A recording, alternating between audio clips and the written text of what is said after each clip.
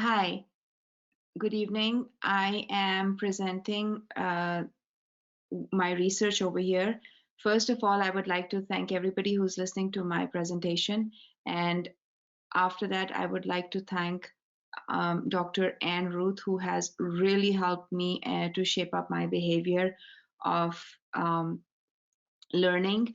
And she has actually produced a big motivation in me to become a not only good candidate for the position of like the doctorate, but also to be a very empathetic human being. So I really thank her for this opportunity, and I'm looking for many more classes to be with her. With that being said, I would like to start my presentation. The research that I've done is on parent training across cultures on prompting and prompt fading procedures, Chicago School of Professional Psychology, and it is being presented by Jawahar Alvi. So the literature review that I did for this presentation was, um, I mean, whatever I did, whatever research I did, it all pointed towards the same thing, that training parents which belong to multicultural religion on the principles of ABA, which includes prompting and prompt fading, is very challenging due to two different languages and cultural differences.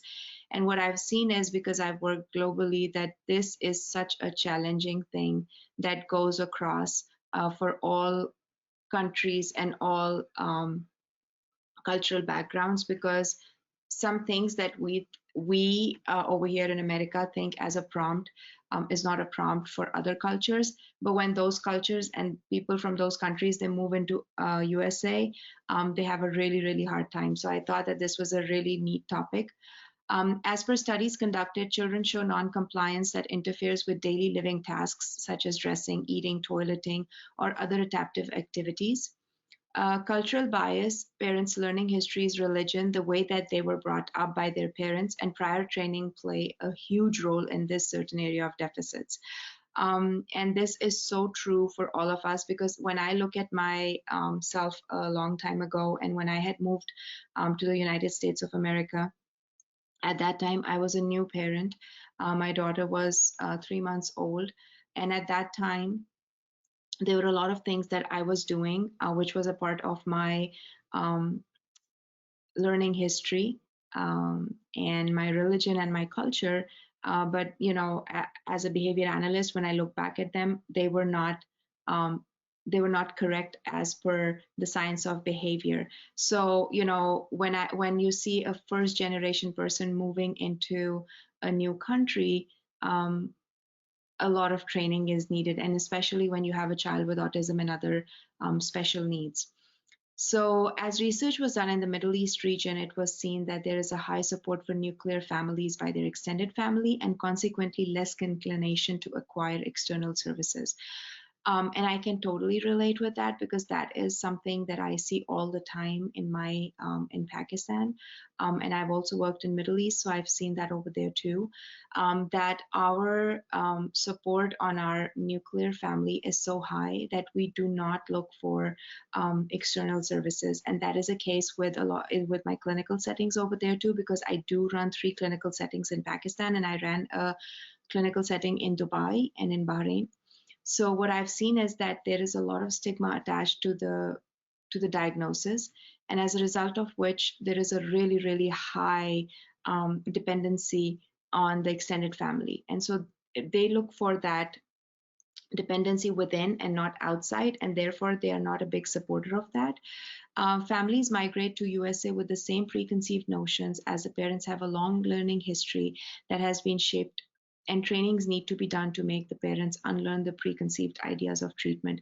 And that really takes a long time, because what I've seen is that, you know, it in order to unlearn those chains that they have learned over such a long period of time, it really takes time, because they have learned a chain of how to put a child into bed, with them.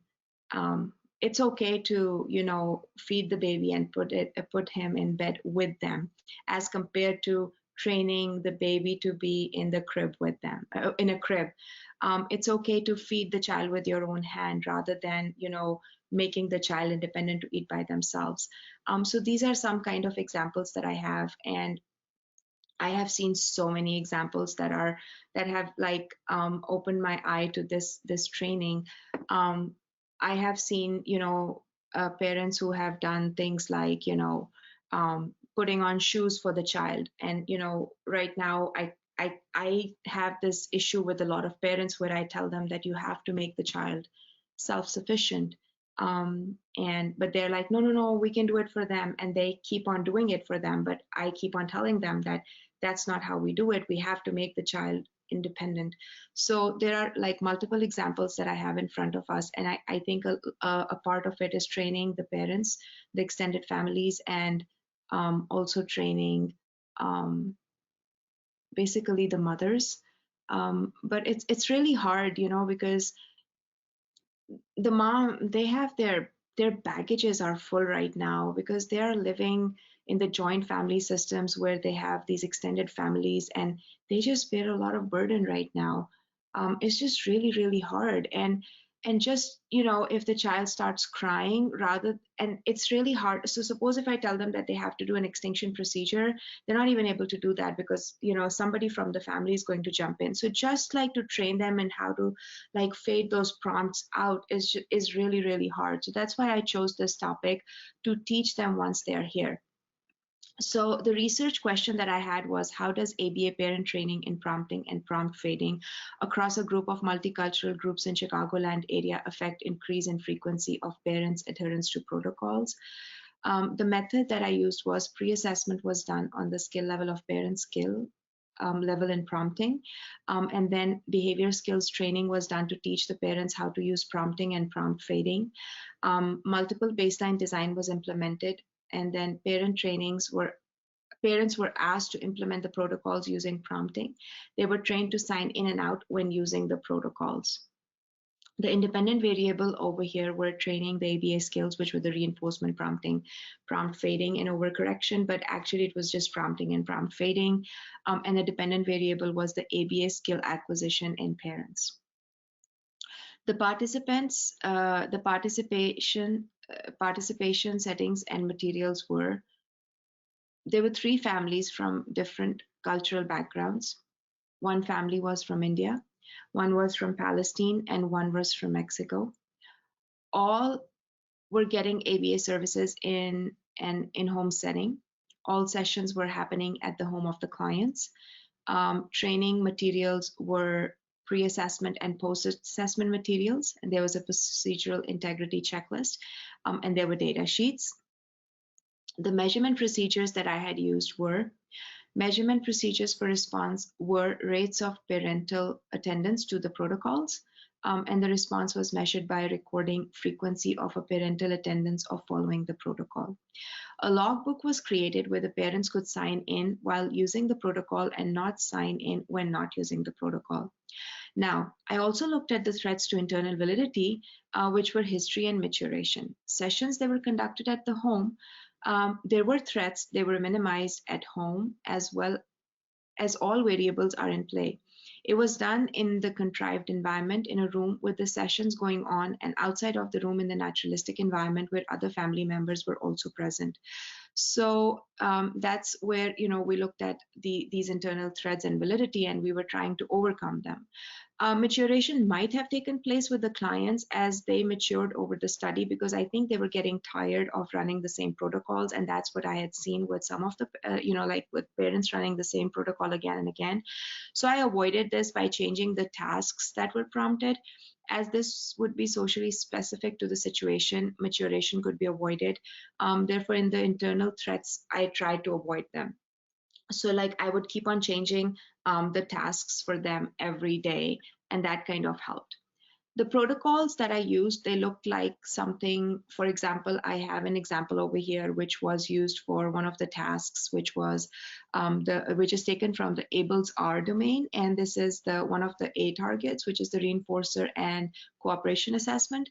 And in this, what I did was, it was just to follow the instruction to look at a non-reinforcing item. So the protocols were, I had told the parents what is the teaching objective, what are the materials, what is the teaching setup, how is she going to, track the data? How many number of trials would there be?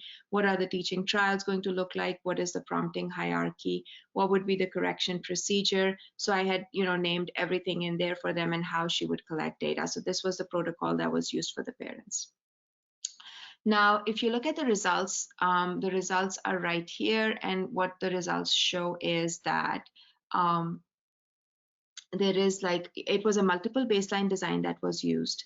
And according to this, there were some things that happened, and I will go over the results a little later.